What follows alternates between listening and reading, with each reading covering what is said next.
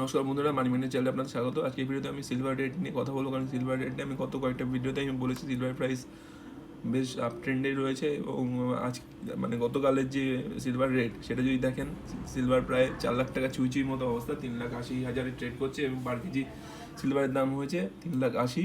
এবং সেটা বেড়েছে কোথা থেকে, 3,70,000 থেকে বেড়ে হয়েছে 3,80,000, অর্থাৎ প্রায় 10,000 টাকার জাম্প। এবং গত 3 দিনে হয়েছে প্রায় 45,000 টাকার জাম্প।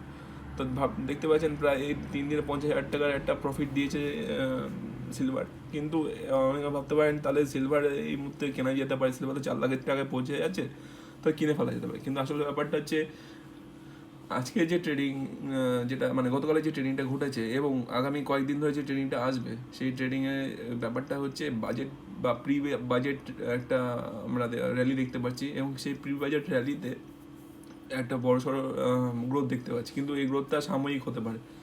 বাজেটে পরে এরকমও হতে পারে যে সিলভার প্রাইস পড়ে গেল বা অনেকটাই পড়লো, কারণ কি জানেন, এটা মানে আপ ট্রেন্ড যতটা দেয় ততটাই ডাউন ট্রেন্ড দিতে পারে। তো সেই হিসাবে বলতে পারি যে এই মুহূর্তে যে যারা ইনভেস্টেড আছেন, ইনভেস্টেড থাকুন। এবং নতুন ইনভেস্ট যারা করার কথা ভাবছেন, আমি বলবো তাদের সম্পূর্ণরূপে না, এই মুহূর্তে একদমই নয়। বাজেট হয়ে যাক, বাজেটে যদি কিছু আসে, তাহলে যদি সিলভার প্রাইস ডাউনে আসে তবে ইনভেস্ট করার কথা ভাববেন। আর এই ভিডিওটা এই পর্যন্তই। কেমন হলো সেটা আমাকে কমেন্ট করে জানাবেন। যদি ভালো লাগে আমার চ্যানেলের ভিডিওগুলো, তো আমার চ্যানেলটা সাবস্ক্রাইব, শেয়ার, লাইক করে আমার পাশে থাকবেন এবং আমার চ্যানেলটা গ্রো করতে হেল্প করবেন। ধন্যবাদ।